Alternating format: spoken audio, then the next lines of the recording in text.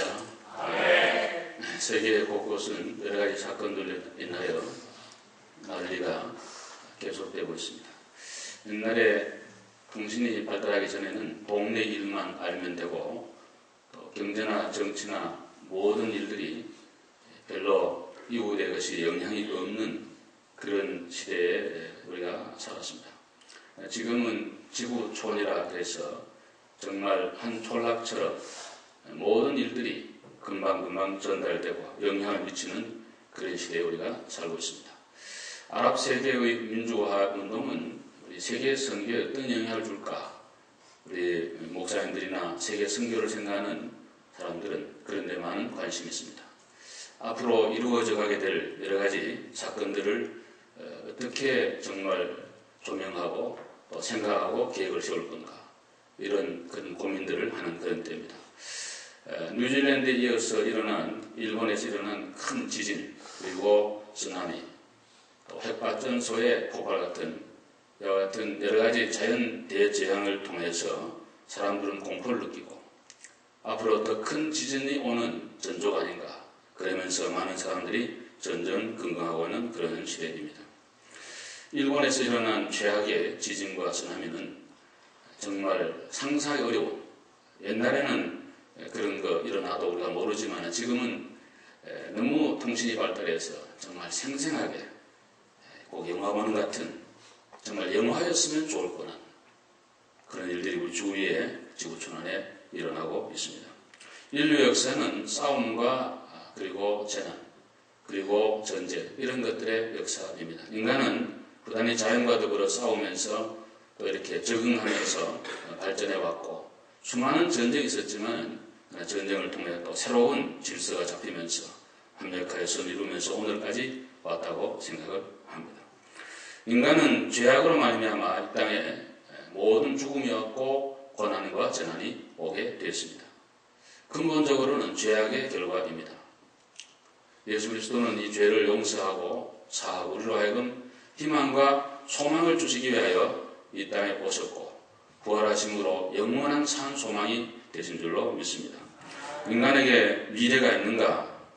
많은 분들이 미래에 대하여 비관하는 그런 모습을 보게 됩니다. 6.25 전쟁 때에 참호 속에 있는 한 흑인 병사에게 종군 기자가 물었습니다. 그대에게 지금 가장 큰 소망이 있다면 그것이 무엇입니까? 병사가 얘기합니다. 나에게 내일을 주십시오. Give me tomorrow. 나에게 내일을 준다면 오늘의 전쟁도 그리고 추위도 배고픔도 모든 것도 참고 이길 수 있겠습니다. 문제는 내게 미래가 보장이 안 되어 있다는 거기에 문제가 있다는 것입니다. 오늘 현대인들은 불안해합니다. 가장 근본적인 불안의 원인은 죽음입니다. 말하지 않지만 본능적으로 인간은 죽음에 대한 공포가 누구에게나 있습니다. 거기로부터 모든 공포가 파생이 되어져 나오는 것입니다. 오늘 사람들은 그렇게 생각합니다. 열심히 공부하고 일하고 많은 것을 쌓아도 결국은 좀 이루었다 하는 순간에 이미 늙어버렸고 병들어버렸고 죽음이라고 하는 것이 눈앞에 오기 때문에 의미가 과연 있는가? 인간은 왜 사는가? 하는 근본적인 질문들을 많이 하게 됩니다. 요즘 새벽마다 욥기를 읽고 있는데 욥은 절규합니다. 하나님, 내가 어머니의 뱃속에서 잉태되지 않았으면 이런 고난이 없을 거 아닙니까? 잉태가 되었더라도 나올 때 사산자로 나왔으면 고난이 없을 거 아닙니까? 내가 어머니의 젖을 빨지 아니하고 자라지 않았으면 이런 고생 없을 텐데 하나님이여 왜 나로 하여금 태어나게 하고 이런 고난의 구렁텅이에 나를 넣습니까? 이러면서 절규하는 욥을 우리가 만나게 됩니다. 이민화 사는 우리들에게도 많은 분들이 그런 분들이 있는 것 같습니다. 우리 교우들을 내가 얘기하는 건 아니라 일반적인 얘기입니다. 와서 고생하면서 수고 많이 하지만은 밤낮으로 뛰면서 일하지만은 어느 순간에 나이가 다 들어버렸고 몸에 또 질병이 오게 되고 애들은 내가 원하는 그런 수준으로 그런 기대치로 자라주지 않고 해나가지 않기 때문에 내 미래에 대한 무슨 보장이 있는가? 내가 왜 여기 와서 이런 일을 해야 되면 이렇게 또 살아가야 되냐는 이런 근본적인 질문들을 많이 하면서 낙담해하는 그런 분들을 종종 만나보게 됩니다. 오늘 이스라엘 민족은 굉장히 지금 절망하고 있습니다. 어느 날 하나님이 에스겔을 데리고 골짜기로 데려갔습니다. 그리고는 많은 뼈들이 있는 사이를 우리 하나님이 에스겔을 데리고 왔다 갔다 하는데 그 뼈들은 심이 말랐다 그랬어요. 정말 오늘 본문에 있는 것처럼 멸절되었다 합니다. 11절에. 그리고 무덤 속에 있는 것 같은, 무덤은 죽음과 절망과 마지막인데 그런 이스라엘 민족에게 오늘 하나님 에스겔에게 환상을 주시면서 이 민족에 소망이 있다. 이 민족을 사랑하게 한다. 그것을 바로 주도권은 내가 갖고 있고 내가 그렇게 하겠다 라고 말씀하면서 하나님이 이 땅에 있는 모든 인생들에게 소망과 희망의 메시지를 오늘도 주시고 계십니다. 오늘 이 아침에 오신 여러분들 모두에게 이 말씀이 생기가 되고 생명이 되고 소망이 되시기를 주님의 이름으로 축복합니다. 먼저 여기 오늘 12절 말씀 보시면 하나님께서 문을 열고 내가 그들로 하여금 거기에서 나오게 하겠다. 여기 12절에 계속해서 그런 말씀들을 하고 있습니다.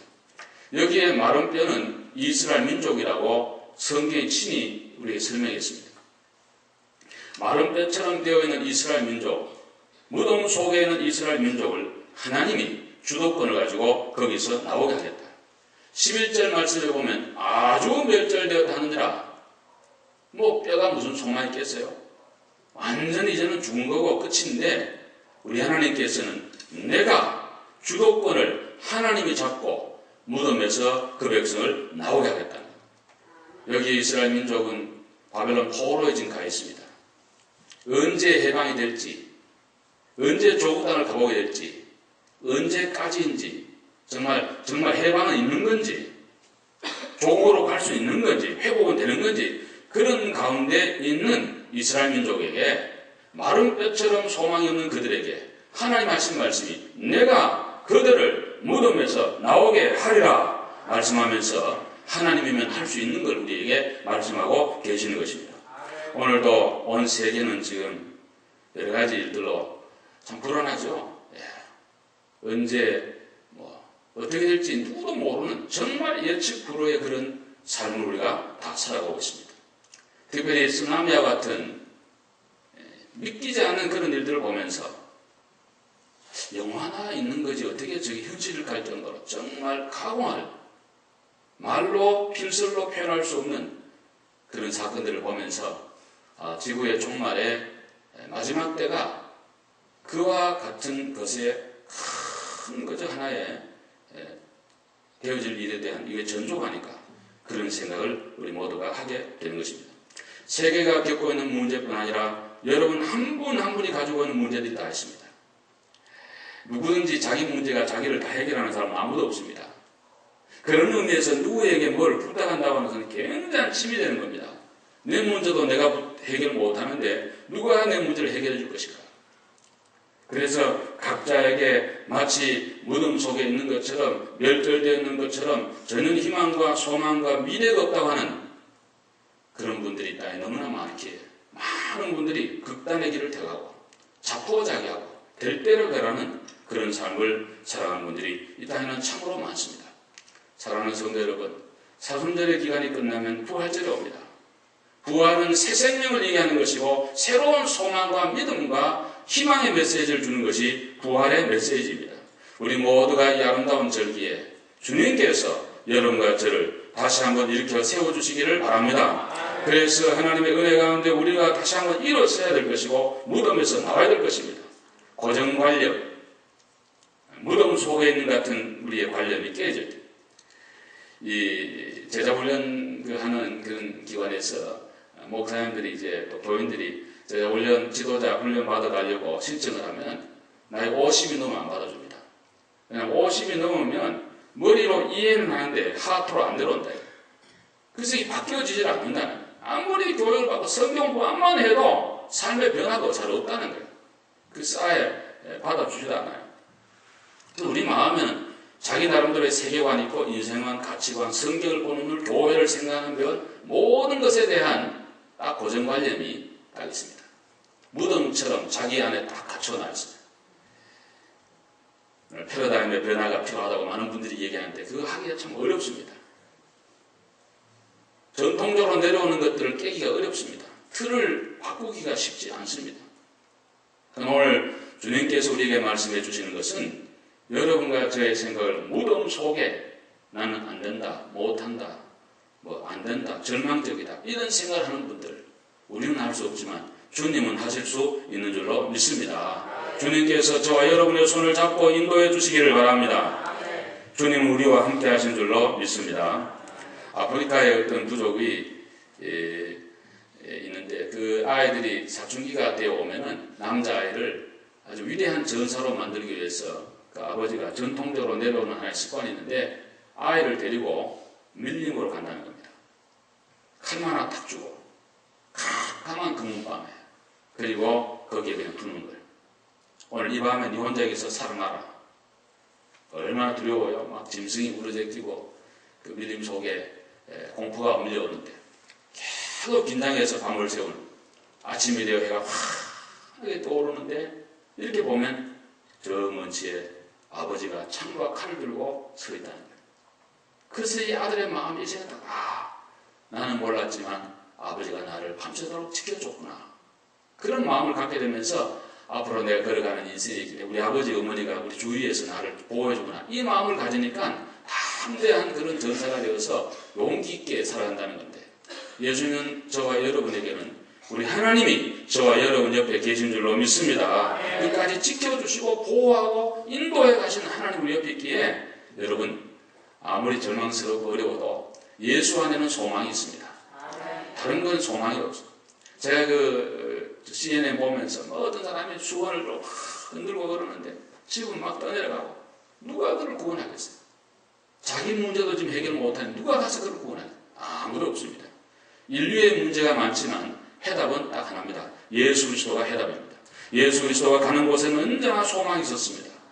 어떤 가난한 나라도 복음이 들어가면 부자가 되고 분쟁과 싸움 있는 것도 예수 그리스도의 평화의 복음이 들어가면 화평하게 되고 절망하고 낙심하고 자살하려는 사람도 예수를 만나면 용기를 갖고 힘있게 인생을 살아가기에 예수 그리스도가 우리의 힘하여 소망이고 해답인 줄로 믿습니다. 오늘 하나님 말씀합니다. 내가 그들을 무덤에서 나오게 하겠다.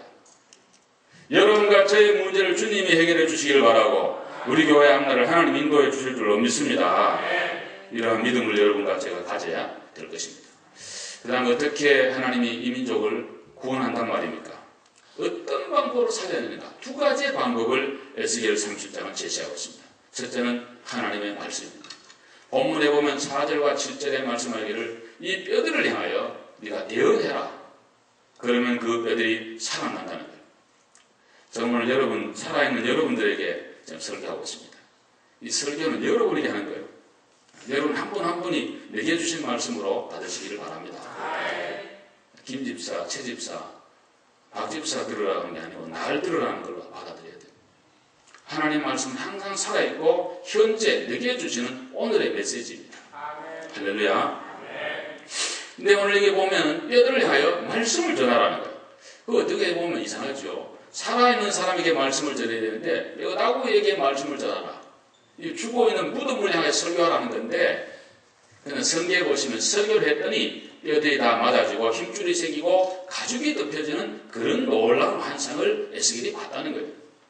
쉽게 말하면 하나님의 말씀은 생명을 살리는 능력의 말씀이 된다는 거예요. 우리가 아침에 좋은 말 하나 들으면 기분 좋잖아요.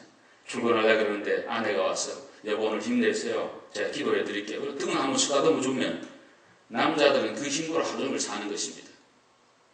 정말이에요. 아주 간단해요. 남자들 너무 간단해요. 그 한마디에 힘을 얻어요.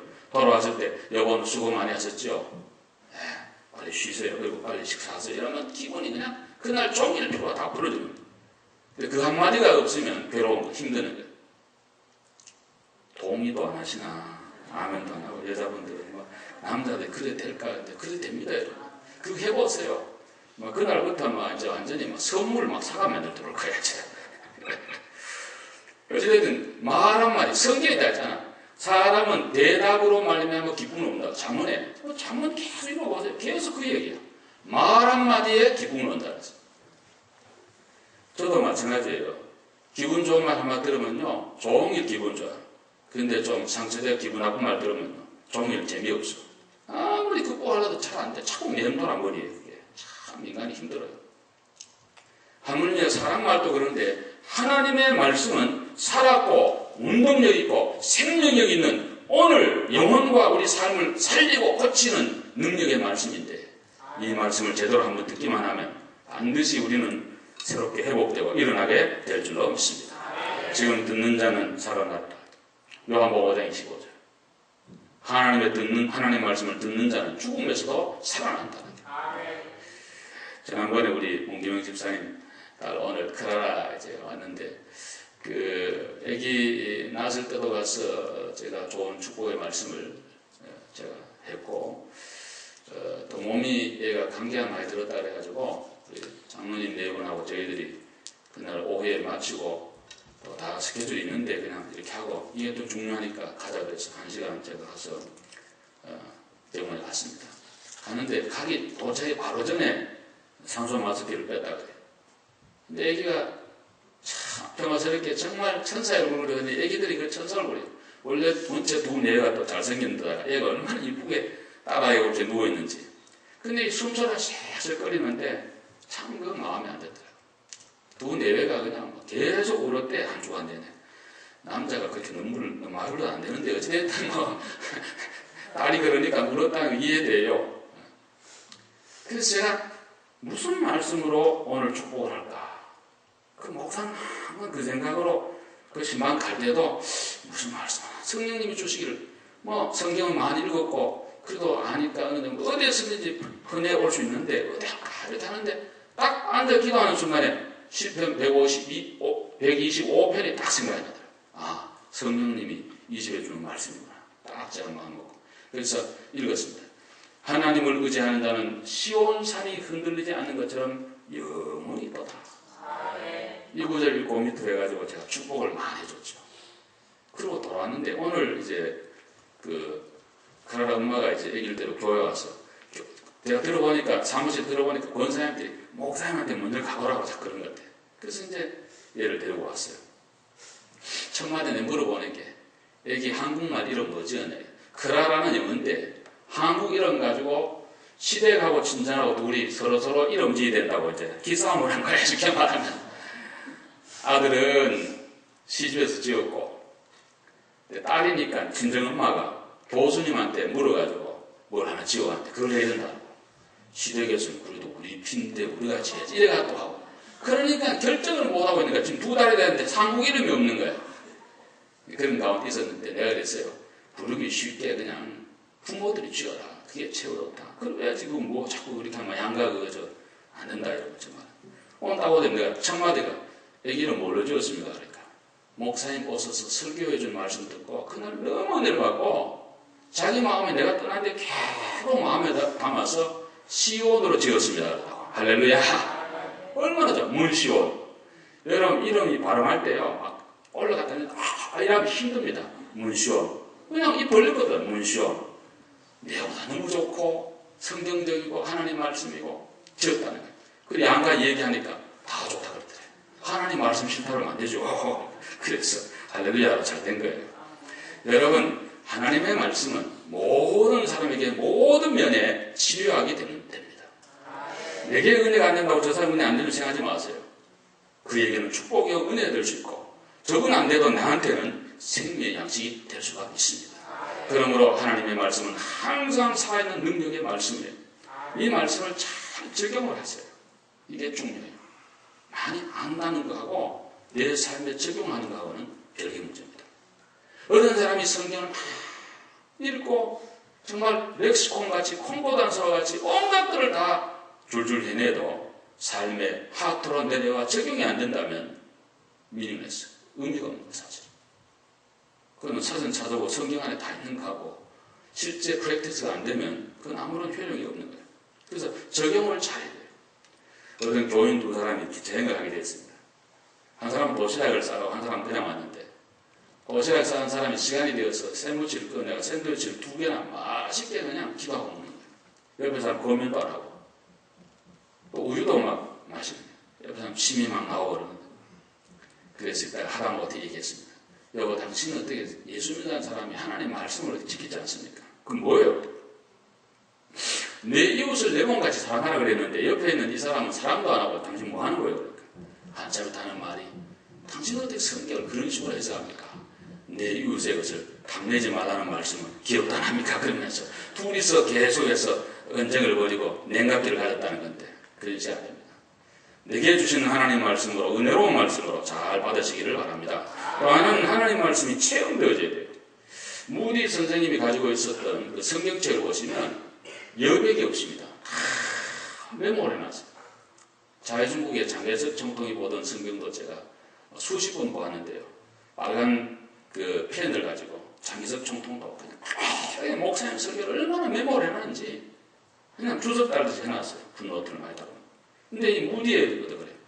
뭐가 제일 많이 나오는 거니까 T와 P라는 글자가 많이 나와요. T, P. 그게 뭐냐? tried and proved. 내가 실험해 보았더니 그것이 증명되었다. 기도해라. 하나님 들어준다. 그런데 기도만 했더니 하나님 응답했다 해서 TP. 중성했더니 봉사했더니 모든 면에 TP가 하나님의 말씀은 순종하고 열심히 노력하면서 지키려고 할 때 하나님이 말씀대로 이루어지는 것을 체험할 때 신앙이 업그레이드되고 살아있는 하나님을 만나게 될 줄로 믿습니다. 그러면 하나님의 말씀을 날마다 들어야 되고 또 열심히 순종해야 되고 따라가려고 하는 그런 마음이 우리 마음이 있어야 되는데 오늘 이 현대 시대에 바쁘기도 하고 좋은 거 많고 성경 읽을 시간도 잘 없고 또 그거 듣는 걸로 끝나버리지 그 뒤에는 그냥 잊어버리고 무슨 말씀을 했는지 들었는지도 모르고 그렇게 살아가는데 여러분 에스겔 골짜기의 마른 뼈들이 하나님의 말씀을 들음으로 살았다는 이 말씀을 우리가 생각하면서 저의 영혼, 여러분들의 영혼이 낙심하고 지치고 상처하고 어려울 때 살아가는 방법은 다른 데 있는 것이 아니라 여러분과 제가 하나님의 말씀을 열심히 듣고 묵상하고 프랙티스하고 순종하고 적용하고 나갈 때 우리 영혼이 살아나고 모든 일의 희망과 소망을 말씀 중에 갖게 될 줄로 믿습니다. 그 외에는 없습니다. 또 하나 방법은 하나님의 영을 그들에게 부어주겠다는 거예요. 오늘 성경을 잘 보시면 14절에 내 영을 그들에게 주어 살아나게 한다. 한번 아멘 합시다. 아멘. 그 위에도 보시면 말씀을 듣는 뼈들이 다 골격을 이루었어요. 척추가 생기듯이 다 되었어요. 그런데 생기는 없더라. 거기에 내 영을 불어넣어 살아나게 한다. 우리 신앙생활에 성경을 조직신학적으로 역사학적으로 모든 주경학적으로 다 알아도 성령 하나님의 역사가 내 마음의 감정을 하트를 타치하지 않으면 움직이는 신앙, 살아있는 믿음이 안 된다는 거예요. 들어가야 한 신앙이에요. 아는 성경으로 판단은 잘하는데 실천이 안 돼요. 많은 것을 분석하고 얘기는 하는데 실제 삶에 능력은 없는 거예요. 왜? 성령님이 안 계시기 때문에. 그래서 우리 신앙에 살아나고 제대로 되는 방법은 하나님의 말씀으로 기초를 쌓고 그 다음에 하나님의 성령으로 내 마음을 감동하여 내게 충만히 임하게 될 때 살아있는 그런 신앙의 삶이 될 수가 있다는 거예요. 오늘도 우리 가운데 하나님의 성령으로 충만하기를 주님의 이름으로 축원합니다. 우리 성령으로 충만해. 그래야 내 마음이 움직여지는 거예요. 내 마음에 변화가 일어나는 감사와 기쁨이 일어나게 된다는 거예요. 우리 신앙생활은 제일 중요한 게 예수 안에서 누리는 겁니다. 자유함을 누리는 거예요. 특별히 교회에 와서 매이면 안 됩니다. 여러분 교회까지 와가지고 그냥 긴장하고 매이고 저는 그렇게 여러분에게 말씀드리고 싶지 않습니다. 그렇게 난 목회 안 해요. 신앙생활은 무엇인가? 예수 안에 죄 용서 받은 자유함과 이 땅의 모든 풍습과 제도와 모든 것으로부터 자유하는 것입니다. 그것은 방종을 얘기하는 게 아닙니다. 만들어 놓은 제도와 국가법을 우리가 지키지만 우리는 그 위에 있는 사람들이에요. 그래서 우리는 참된 자유함을 누리며 내 영혼의 자유를 누리며 저 차고 날아다니는 새처럼 내가 참된 영혼의 자유와 마음과 양심의 자유함을 누리고 살아가는 것이 예수 믿는 성도의 삶이에요. 교회에 오셔서 자유와 해방을 성령 안에서 누리시기를 바랍니다. 아멘.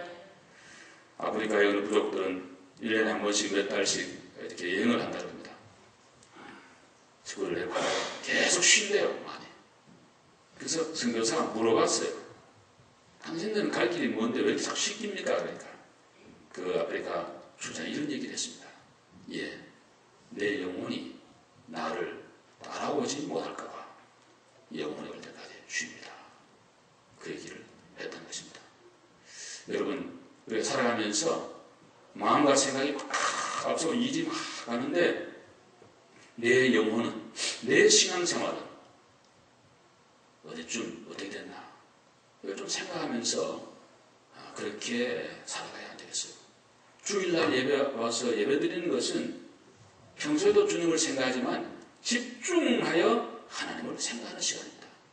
그래서 말씀 앞에 나를 세워보면서 점검하고 연약한 분들의 힘을 얻고 희망이 없는 사람이 말씀을 통해 희망과 소망을 갖는 그런 은혜가 있고 내가 이래 믿어도 되나? 쓰나미를 보면서 그 평화로운 일본의 센다이, 우리 비행기 타면 항상 센다이 공항을 그 상공을 날아가지고 미국으로 옵니다. 갈 때도 불러가고 거의 노선이 안 바뀔 때 보면 전 센다이 못 가봤습니다만 그 근방까지는 제가 가봤는데 너무 평화로운 농촌 마을이에요. 오후 2시 45분 점심 먹고 오후에 정말 평화로운 이제 봄철에 새로운 어떤 걸 하려고 했던 그때 갑자기 닥친 쓰나미로 인하여 그 한 마을 전체가 7만 명이나 되는 그 도시가 지금 없어졌다 그러는데 수많은 사람이 지금 실종되어 있고 어려움을 보면서 순식간에 정말 우리의 삶이라는 것은 너무나 제한적이고 그리고 무능한 인간이구나. 다시 한번 그렇게 생각을 하면서 사랑하는 여러분, 여러분과 제가 아무리 똑똑하고 아무리 성경을 많이 알고 모든 상식을 갖추어도 성리의 능력이 없으면 파워풀한 크리스찬이 될 수가 없습니다. 연약한 인간일 수밖에 없습니다.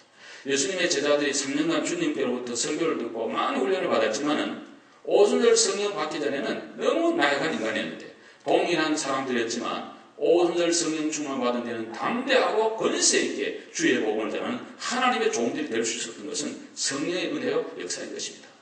그러므로 우리 모두가 힘 있는 우리 힘이 되기 위하여 성령을 사모하시고 기도하시고 모시고 인정하면서 승리하는 여러분 되시기를 바랍니다. 결과는 무엇입니까? 세 번째 14절 중반절에 내가 너희를 곧 땅에 둔다는 거예요. 바벨론 포로에서 해방해 주겠다는 거예요. 언제 해방될지 정말 되는 건지 절망 가운데 있는 이스라엘 민족에게 바벨론 포로 해방을 이야기해 주면서 그들을 이렇게 돌아오도록 만들어 주겠다. 그리고 15절에 보시면 남북이 하나가 되도록 두 막대기의 환상을 보면서 막대기가 합쳐지면서 남과 북, 북왕국 이스라엘과 남왕국 유다가 포로 이후에는 하나가 될 것이라는 희망의 메시지를 우리 하나님께서 에스겔을 통해 주신 것입니다. 절망 가운데 구원이요, 상처 가운데 치유요, 죽음 가운데 생명이요, 원상 모든 회복을 우리 하나님 약속해 주셨고 실제적으로 그렇게 됐습니다. 오늘 이 시대에 참 정말 난리가 아닙니까? 일본 관심이 많아가지고 옛날에 제가 청목회 때 일본 집사님들이 저에게 두 분이 계셔서 이제 6년여간 모시고 목회를 했던 일이 생각이 납니다. 참 일본 분들 정직하고요. 한번 크리스찬이 되면 정말 영원한 크리스찬입니다. 절대 변하지 않습니다. 자기 할 것 딱 하고요. 정말 제가 같이 그분들 모시고 있으면서 배울 게 참 많다. 많이 제가 배웠습니다. 이번에 일본의 이 큰 사건 앞에 아주 침착한 일본 민족을 보면서 무섭기도 하고요. 대단하다고 되지만 무서운 생각이 제가 들더라고요. 한 명도 통곡하면서 울고 정부가 뭐 하느냐, 왜 경보 사인 미리 안 했느냐, 이런 한 명도 없어요. 구제품 나눠주는데 라인업 다 해가지고 조용하게 수백 미터 줄 서가지고 하나씩 딱 받아요. 도모 가져갔던 고자이마시다. 대단히 감사합니다. 그러면서 다 받아요.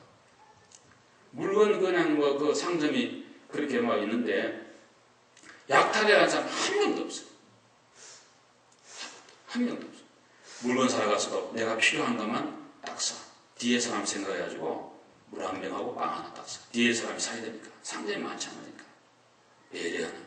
어릴 때부터 일본 사람들은 남에게 피해 주지 말아라. 그거에 항상 남을 배려해라. 이걸 어릴 때부터 교육받잖아요.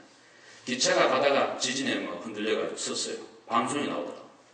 기차가 지진으로 섰으니까 조용히 하세요. 조용하게 다 앉아서 하면 영문이 와가지고 이제 내리세요. 다음 역까지 걸어가야 된다니까 다 걸어가자.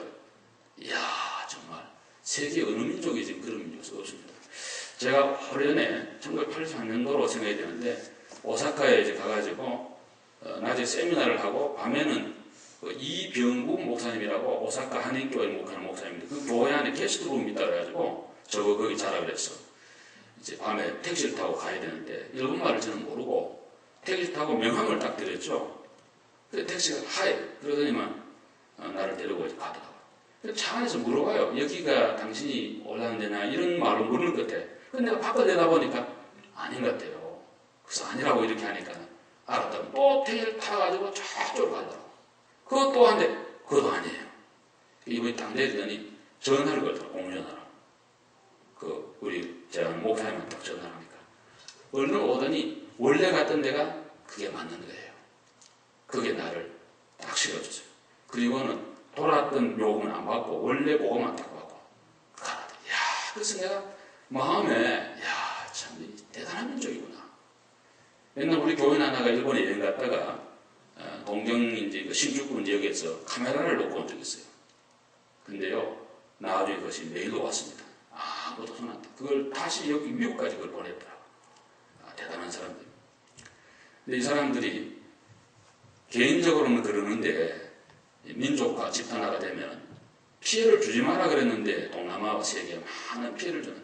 그래서 이어령 교수가 쓴 축소지향 일본의 책을 보면 축소지향으로 나갈 때 뭐 밥상을 도시락으로 만들고 큰 부채를 줄부채로 만들고 레디오를 트랜지스터로 만들고 다 축소해가는 작게 만들 때는 일본이 좋은데 이것이 확장될 때는 뭐 옛날 일본 역사를 쭉 얘기하면서 언제나 부작용이 없다. 그런 얘기를 하고 있습니다. 저는 잘 모르겠습니다만 일본 민족이 대단한 민족이만 틀림이 없는 것 같습니다. 어찌됐든 가장 IT에 앞장서고 안전을 가장 얘기하고 모든 것을 준비한다는 일본도 쓰나미 앞에는 속수무책. 아무것도 할 수 없는 그저 바라보고만 있는 인간의 무능 한계, 연약함을 우리는 보면서 오늘 예배 오신 사랑하는 성도 여러분, 우리가 살아가면서 여기 설교하는 저도 그렇고 여러분도 그렇고 다 우리에게는 말 못할 어려운 기도 제목과 문제들이 한두 가지는 인주로 합니다. 여러분 오늘 낙심하지 말고 오늘 말씀을 통해 성령님이 오셔서 하나님이 인도해 주시면 바벨론 포로에서 돌아올 수 있고 뼈들도 큰 문제가 되는 하나님의 능력을 믿으시고 오늘도 주님 바라보면서 승리하는 소망과 믿음이 충만한 여러분 되시길 주님의 이름으로 축원합니다. 기도하겠습니다.